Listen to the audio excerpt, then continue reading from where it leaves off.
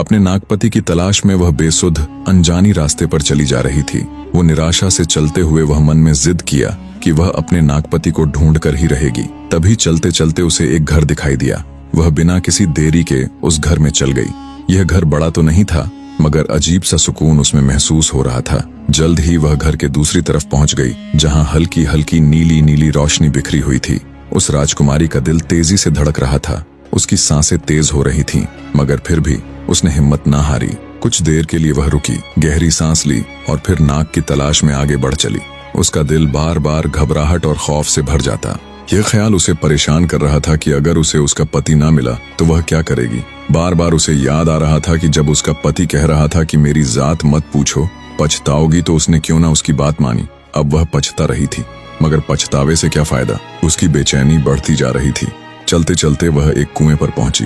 कुएं के किनारे कुछ लड़कियां बैठी थीं जो बार बार पानी भरने आ रही थीं। वे सब बला की खूबसूरत थीं, मगर उनकी आंखों में एक अजीब सी रहस्यमयी चमक थी। उनकी आवाजें मीठी और सुरीली थीं, लेकिन उनमें से किसी के भी हाथों में चूड़ियां नहीं थीं। नाक कान में कोई जेवर नहीं था। वे आपस में धीरे धीरे बातें करती और कभी कभी उस राजकुमारी को एक नजर देखती, फिर वापस अपने काम में लग जाती।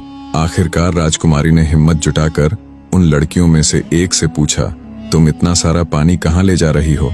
उस लड़की ने मुस्कुराते हुए जवाब दिया, हमारे मामा जी इंसान बनकर इंसानों में रहने चले गए थे। अब बहुत दिनों के बाद जब वह वापस आए हैं तो उनके शरीर से इंसानों की बदबू आ रही है, इसलिए हम सब मिलकर उन्हें खूब मलमल कर नहला रहे हैं। ये सुनते ही राजकुमारी का दिल तेजी से धड़का। उसे यकीन हो गया कि वही मामा उसका पति है। उसने लड़कियों की नजर से बचकर अपनी उंगली से एक अंगूठी उतारी और चुपके से लड़की के पानी के मटके में डाल दी। जब लड़कियां पानी लेकर अपने मामू के पास पहुंची तो उन्होंने देखा कि उनका मामा एक बड़े से पत्थर पर लेटा हुआ है। इंसानी गंध मिटाने के लिए एक सांप लड़का उस पर पानी डाल रहा था। कुछ लड़के हथेलियों से उसका बदन मल रहे थे और पानी ले जाने वाली लड़कियां बारी बारी से उस पर पानी डाल रही थीं।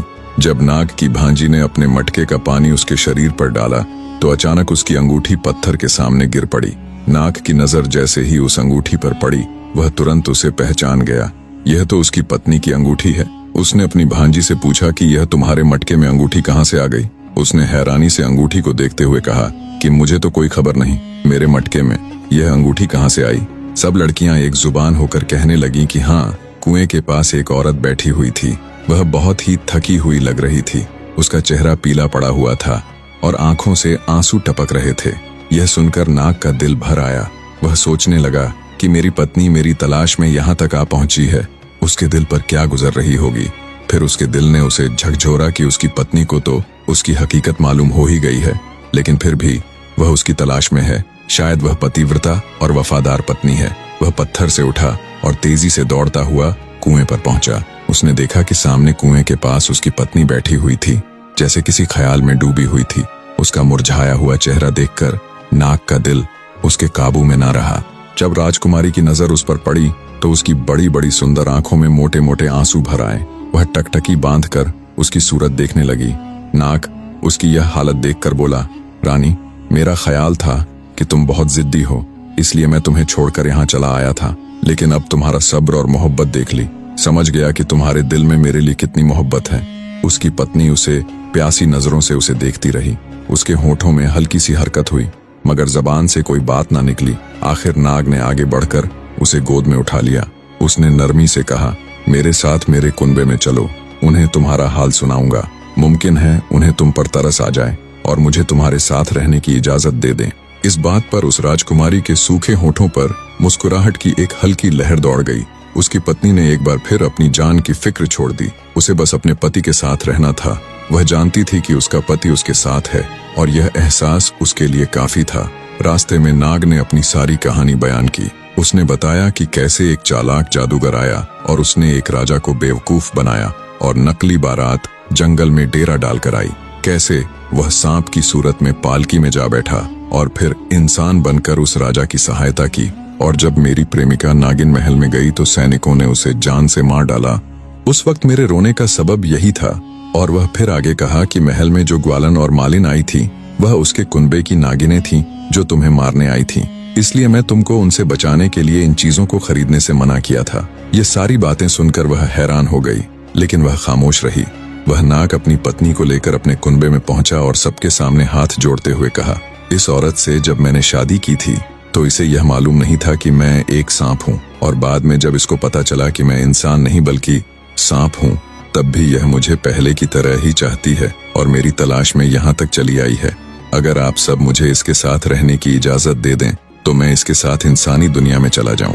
उसके पति ने यह भी कहा कि मेरी नागिन तो मर चुकी है, इसलिए कुनबे में रहना मेरे लिए वैसे भी मुश्किल है। मैं इंसानों में गया तो मुझे मालूम हुआ कि इंसान भी वफादार होते हैं, जैसे कि हमारे कुनबे में आप सब लोग जानते हैं। पुराने महल के बाहर पेड़ के पास एक साधु बाबा रहते हैं जो हर वक्त भगवान की ध्यान में लगे रहते हैं। वह भी इंसान है। उन्होंने हमें कई बार देखा मगर हमें कोई तकलीफ नहीं दी, और उन्होंने मुझे बताया था कि अगर तुम्हारी शादी अच्छी लड़की से हो जाए तो तुम हमेशा के लिए इंसानों की दुनिया में रह सकते हो, और मेरी पत्नी बहुत अच्छी है।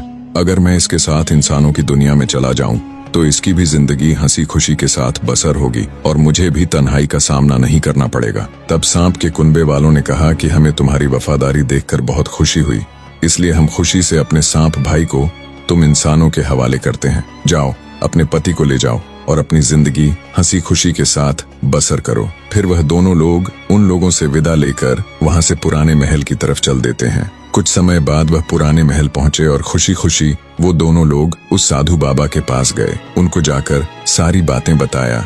फिर साधु बाबा ने उन दोनों पति पत्नी को बोला कि जाकर सारी सच्चाई अपने इंसानी पिता को बताओ।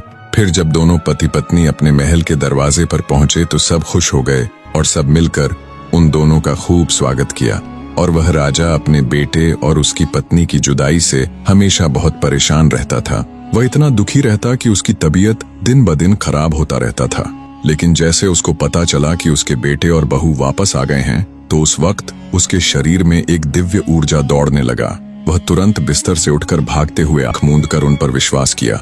गुस्से से उसका शरीर कांपने लगा। उसने तुरंत अपने मंत्री को बुलाकर आदेश दिया राज्यसभा बुलाई जाए। जब सभा आयोजित हुई, राजा ने पूरे दरबार के सामने उन तीनों लोगों की सच्चाई उजागर की। उसने कहा, जो लोग एक राज्य के मालिक के साथ छल कर सकते हैं वे किसी को नहीं बख्शेंगे। ऐसे मक्कार लोगों को दंडित किया जाना चाहिए। फिर राजा ने अपने सैनिकों को आदेश दिया कि जादूगर और उसकी बहन को सभा में लाया जाए। सैनिकों ने उन्हें पकड़कर दरबार में पेश किया। फिर राजा ने दरबार में उनके अपराधों की पुष्टि की और फैसला सुनाया कि इन दोनों को सूली पर चढ़ाया जाए। जैसे ही उन दोनों को यह निर्णय सुनाया गया, वे राजा के चरणों में गिर पड़े और रोते गिड़गिड़ाते हुए माफी मांगने लगे। मगर अब राजा की आंखों में अब कोई करुणा नहीं थी। उसने सैनिकों से कहा, इन्हें मेरी आंखों से दूर ले जाओ। तब सैनिक दरबार से उन्हें घसीटते हुए ले गए और अगले दिन दोनों को फांसी की सजा दे दी गई। इसके बाद राजा ने अपनी पत्नी सुभद्रा को भी, मैं चाहता हूँ कि आप मुझे अपनी पत्नी के साथ यहाँ से जाने की इजाजत दें। राजा कुछ पल उसकी ओर निहारता रहा, फिर रोते हुए बोला, तुम इंसान हो या नाग, इससे मुझे कोई मतलब नहीं। मैंने तुम्हें हमेशा बेटे की तरह देखा है और तुम कल भी मेरे बेटे थे और आज भी मेरे बेटे हो और हमेशा रहोगे। तुमने कभी ऐसा कोई कार्य नहीं किया जिससे मुझे लगा हो कि तुम मेरे बेटे नहीं हो, इसलिए तुम्हारी जुदाई अब मुझसे बर्दाश्त नहीं होगी। नाग अब भी सिर झुकाए बैठा था।